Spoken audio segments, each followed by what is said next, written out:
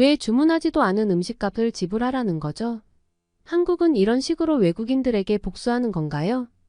여기 서울의 한 레스토랑의 직원과 금발의 미녀 외국인이 실갱이를 벌이고 있었습니다. 서로의 언성이 점점 더 높아지고 있는데요. 급기야 외국인 여성은 두려움과 모욕감이 뒤엉킨 얼굴을 하며 땅에 주저앉아 울어버립니다. 이들에겐 도대체 무슨 일이 있었던 것일까요? 오늘 사연은 해외 커뮤니티 레딧의 사연을 바탕으로 재구성된 스토리입니다. 안녕하세요. 프랑스 파리 출신 루이즈라고 합니다. 저는 1년 전 결혼을 해서 한창 신혼을 즐기고 있는데요. 제 남편은 한국인입니다. 처음엔 남편과 좋은 관계로 만난 것은 아니었는데 결국엔 제가 적극적으로 구애를 했고 저희는 언어와 문화의 장벽을 넘어 결혼을 하게 되었는데요. 지금은 남편과 사이도 좋고 저와 남편 모두 일을 하기에 경제적으로도 넉넉해서 아무런 문제 없이 정말 좋은 나날들을 보내고 있습니다. 사실 이제 와서 말하긴 조금 부끄럽지만 제가 동양인과 결혼할 줄은 상상도 못했습니다. 여러분은 프랑스에 대해 어떻게 생각하세요? 프랑스 하면 보통 낭만적인 여행지나 혁명 등을 떠올리실 것 같은데요. 실제로 제 고향인 프랑스 파리는 세계적인 여행지죠. 그런데 프랑스는 불명 예스러운 타이틀을 하나 가지고 있습니다. 친절하지 않은 나라 중 하나라는 것이죠. 아시는 분들은 아시겠지만 유럽은 백인 우월주의가 심한 곳이 많아요. 프랑스는 유독 심한데 자국 우월주의가 팽배한 곳입니다. 특히 파리는 더 심해서 같은 프랑스인들도 혀를 내두를 정도고 환상을 가지고 파리에 여행 온 관광객들도 실망하고 돌아가는 경우가 많다고 들었어요. 대표적인 예를 들자면 식당 종업원의 태도가 있습니다. 프랑스에서는 손님보다도 식당의 종업원이 우선인 문화가 있거든요. 그래서 친절한 곳은 정말 거의 없고 건조하게 대하는 곳이 대부분이에요. 심한 곳은 손님에게 신경질을 부리기도 하죠. 손님이 동양인인 경우는 더 심합니다. 전에는 뭐가 문제인지 잘 몰랐어요. 그게 당연한 줄 알았거든요. 한국에 가기 전까지는 말이죠. 저는 파리지행 중에서도 성격이 나쁜 편이었어요. 부모님조차 저에게 버르장머리가 없다고 종종 화를 내실 정도였죠. 저는 잘난 맛에만 사는 그런 독선적인 사람이었습니다. 하지만 그래도 될 정도로 얼굴도 예쁘고 공부도 잘하고 빠지는 부분이 하나도 없었죠. 당시 저는 대학생이었는데 해외로 유학을 떠날 수 있는 기회가 생겼어요. 그때 저는 같은 서유럽권이나 미국 등을 생각했는데 제가 갈 수 있는 곳은 아시아에 있는 한국밖에 없었어요. 그때의 저는 동양인을 싫어했습니다. 그들이 잘못한 것은 없지만 구태여 이유를 붙여보자면 동양은 서양보다 열등하니까요. 중국인들은 그냥 매너 없는 행동들과 프랑스에서 훔쳐가려는 습성 때문에 싫은 거였고 일본인들은 뭐 아는 것도 없으면서 아는 체 하려는 게 보기 싫은 건데요. 게다가 한국인들은 프랑스에 와서 돈을 벌어서 싫다고 생각했어요. 대학 시절만 해도 공부를 잘하는 한국인들이 좋은 성적을 다 차지해 버리니까 질투가 나기도 했고요. 그런 생각이면 아시아엔 발도 들이지 말라고 하실 것 같은데 지금은 절대 이렇게 생각하지 않습니다. 그때 당시 제가 생각하기에는 아시아는 뭔가 좀 지저분할 것 같고 치안도 나쁠 것 같고 사람들도 좀 위험하다는 느낌이 컸어요. 그럼에도 저에겐 해외 유학이라는 스펙이 필요했기에 일단은 한국에 갔고 도저히 못 있겠다 싶으면 바로 프랑스로 돌아오겠다는 마음으로 제 유학 생활을 시작됐습니다.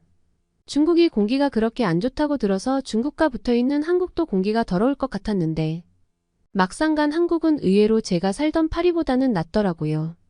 한국 자체는 공기가 그렇게 나쁘지 않은데 중국에서 날아오는 먼지들이 문제였죠. 한국 유학 생활은 생각보다 만족스러웠어요. 제가 아주 오만한 성격이긴 했지만 제 할 일은 착실히 했습니다. 한국에서 학교를 다니면서 매너를 유지하려고 나름 노력했지만 은연중에 자꾸 제가 한국인들을 무시하는 것 같긴 했어요.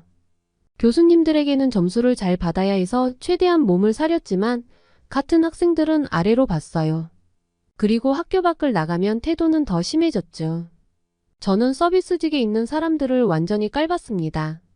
진상짓을 하고 다닌 것은 아니지만 제 감정을 눈빛에 담았어요. 그런데 처음 한국 음식을 먹었을 때는 충격이었습니다. 프랑스 음식에 견줄 만큼 맛있는 음식이었어요. 운 좋게 맛집에 방문했나 싶었는데 어딜 가든 맛있었습니다. 그런데 의아했던 것은 식당 직원의 태도였어요. 너무 친절하더라고요. 프랑스는 그렇지 않거든요. 한국의 식당은 친절하길래 우연이었겠지 싶었는데 다른 가게에 가도 그랬고 그냥 제가 만난 모든 한국인이 대체로 친절했어요. 그래서 저는 제가 우월한 백인이라 친절하게 대해준다는 착각을 했고 점점 더 오만하게 굴기 시작했죠. 제가 오만하게 군다고 해봤자 인종차별을 하는 것은 아니었고 그냥 인사를 안 하거나 안 받아주고 한국인들의 호의에도 무조건 일단 거절하고 봤어요. 그러던 어느 날 제가 진짜로 진상짓을 하게 됐어요. 혼자 레스토랑에 갔던 날인데요. 저는 처음에 토마토 파스타를 주문했는데 메뉴판을 보다 보니 다른 게 먹고 싶어지더라고요. 그래서 종업원을 불러 메뉴를 바꿔달라고 했습니다. 그랬더니 종업원이 정말 죄송하지만 주문하신 파스타 조리가 다 되어서 이제 막 가져다 드리려던 참이었는데 지금 메뉴를 바꾸시면 안 된다고 하더군요. 하지만 저는 날카롭게 받아쳤고 해물 리조또를 가져오라고 말했습니다. 그때는 제가 한국어에 서툴었기 때문이었는지 서로 의사소통이 제대로 안 된 것 같았어요. 종업원은 조금 뒤에 파스타와 리조또를 둘 다 내오더라고요. 그 꼴을 본 저는 기가 찼고 파스타를 한쪽에 치워놓고 리조또만 먹었습니다. 그리고 식사를 마친 뒤 계산대로 갔는데 파스타와 리조또 둘 다 계산을 하라는 거예요. 저는 화가 치밀어서 먹지도 않은 파스타 값을 왜 내야 하냐면서 리조또 값만 낼 거라고 소리쳤죠. 소란스러워지자 식당의 책임자처럼 보이는 여자가 나왔습니다. 그녀는 종업원에게 먼저 자초지종을 듣고는 제게 말을 걸었어요. 그녀는 영어를 할 줄 알더군요. 저는 프랑스인 중에서 드물게 영어를 배운 사람이어서 그녀와 영어로 대화할 수 있었습니다. 무슨 일인지 저에게도 설명을 들은 그녀는 잠시 생각하는 듯 하더니 이번에는 일단 1인분만 계산해 드리겠지만 앞으로 그러지 마시라고 말했습니다. 감히 동양인 주제에 나한테 잔소리하냐며 순간 인상이 찌푸려졌고 저는 목청을 높여서 쏘아붙였습니다. 그들은 마치 제가 잘못한 것을 봐준다는 것처럼 말하는 것이 거슬렸거든요. 애초에 종업원이 제 말을 못 알아듣고 잘못 서빙한 게 잘못이라면서 음식 맛도 형편없고 비싸기만 하던데 이래도 되냐고 따졌습니다. 그 말을 들은 그녀의 표정이 싹 굳더니 저를 데리고 밖으로 나갔습니다. 그러더니 제게 마구 고함을 치기 시작했어요. 영어로 하다가 분에 못 이겨 한국어로 뭐라고 하는데 잘 알아들을 수는 없었지만 정말 무서운 말을 하고 있다는 게 느껴졌어요. 이런 취급은 태어나서 처음 받아봤고 다른 누구도 아니고 동양인한테 내가 겁을 먹다니. 게다가 저보다는 훨씬 나이가 있는 사람이어서 그런지 더 무서웠습니다. 손이 떨릴 정도였어요. 그런데 그때 다른 남자가 나오더군요. 여자보다 더 높은 사람처럼 보였어요. 남자는 여자를 말렸고 식당으로 다시 들여보냈어요. 남자는 흥분한 저를 진정시키고는 무슨 일이 있었는지 다 들었다며 일단 미안하다고 말하더라고요. 하지만 그 다음으로 이어지는 남자의 말에 저는 너무나 어이가 없었는데요. 그 남자는 당신이 어느 나라에서 왔는지는 모르겠지만 외국에서 그렇게 행동하지 않는 게 좋을 거라며 손님이라고 모든 것이 용인되는 것은 아니라고 말하더군요. 동양인들 주제에 그러셨다고 하는데 동양인들의 나라에서 그러면 안 되지 않느냐면서 화내는 게 아니고 걱정되는 마음에 하는 소리라고 했어요. 그러면서 종업원이 실수한 것도 있겠지만 손님도 잘못한 게 없는 것은 아니라고 단호하게 말하면서 오늘은 리조또 값만 내시고 다른 식당에 가서 그러지는 말라고 하더라고요. 그날 기숙사로 돌아간 저는 많이 울었습니다. 제가 그렇게 무시하던 동양인들에게 혼쭐이 난 게 너무 자존심이 상했거든요. 그러는 동시에 평생 믿어왔던 신념이 깨지는 기분에 혼란스러웠어요. 아시다시피 서양은 개인주의가 기본이어서 누가 아무리 망나니처럼 하고 다녀도 어지간하면 말을 얹지 않습니다. 남의 삶에 이래라 저래라 하지 않죠. 자연스럽고 당연한 건데 한국인들을 겪고 나니 개인주의가 조금은 냉정한 것 같기도 하다고 느꼈어요. 시간이 꽤 흘러도 레스토랑에서 겪은 일이 자꾸 떠올랐습니다. 그 사건이 벌어지고 나서 저는 어디에라도 의지하고 싶었어요. 제가 다니던 학교에서 제가 인정한 교수님이 있었는데요. 그분은 아주 현학적이시고 박식하셔서 제가 존경할 만한 분이었습니다. 저는 교수님에게 찾아가 한국에서 겪은 일들을 말씀드리면서 기분이 너무 이상하다고도 이야기하니 조언을 해주셨죠. 교수님은 제가 느끼는 감정들이 잘못된 감정이라기보단 문화 차이에서 서로 다른 감정을 느끼는 것일 수 있고 그때 한국 남자는 아마도 제가 걱정되어서 한 말이었을 거라면서 기분 나쁘게 생각 말고 내 안의 혐오를 좀 덜어내보고 시야를 넓혀보라고 하셨어요. 거기다 겸손까지 갖추면 교수님은 제가 더할 나위 없이 훌륭한 사람이 될 거라고 믿는다고 말씀하셨습니다. 교수님과의 상담 후 반성의 시간을 가진 저는 조금씩 생각을 바꿀 수 있었고 인종의 다양성을 받아들이고 한국에서 잘 지내보려고 노력했습니다. 이후 한국에서의 유학 생활을 잔잔하게 흘러갔고 공부도 나름 열심히 했어요. 장학생으로 선발되기까지 했으니까요. 그리고 우연한 기회에 자원봉사까지 하게 되었는데요. 물론 제 학업과도 관련이 있어서 자원봉사는 저에게 플러스 요인이었죠. 저는 어려운 이웃을 위한 음식 만들기 봉사를 했는데 한국에 있다 보니 저도 한식을 즐겨 먹게 되었고 프랑스에 돌아가서도 자주 만들어 먹고 싶어서 지원한 자원봉사였습니다. 그곳에선 한국의 다양한 반찬도 만들었는데 외국인이 한국인을 위해 봉사한다면서 주변 어른들이 저를 참 예뻐해 주셨어요. 그러던 어느 날 저는 제 눈을 의심할 수밖에 없는 장면을 목격하고 말았는데요. 바로 식당에서 만났던 한국인 남자가 사람들 사이에 있던 게 아니겠어요? 그리고 운이 나쁘게도 눈이 서로 마주치고 말았습니다. 저는 이 상황을 어떻게 해야 할지 정말 모르겠더라고요. 분명 남자는 나를 알아볼 텐데 저는 마주칠까봐 시선을 돌리려고 노력했고 최대한 남자를 피해 반찬을 만드는 것에 집중하려고 애썼어요.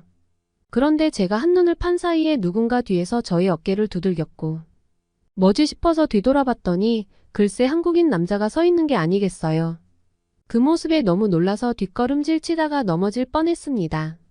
한국인 남자는 제가 넘어지려고 하자 저를 넘어지지 않게 붙잡아 주었고 저는 한국인 남자의 매서운 눈빛에 겁을 잔뜩 먹었어요. 사실 그때 정말 무서웠거든요. 하지만 남자는 저를 일으켜 세워주고 괜찮냐는 말과 또 만나네요 라고 하는 게 아니겠어요? 그 말에 소름이 돋더라고요. 분명 그때 일로 나한테 해코지할 거라고 생각했고 겁이 났었죠. 그리고 민망하고 미안한 마음도 컸고요. 그런데 한국인 남자는 저에게 앞으로 자주 만나게 될 것 같은데 커피 한잔 하시겠냐고 물었고 저는 그 말을 듣고 얼떨결에 고개를 끄덕였는데요. 자원봉사센터 로비에 있던 카페에서 한국인 남자와 이야기를 나누게 되었어요. 한국인 남자는 저에게 잘 지냈냐고 얼굴이 더 밝아진 것 같다는 칭찬으로 말을 시작하더라고요. 저는 불편한 마음에 그때는 정말 미안했다고 말을 해버렸어요.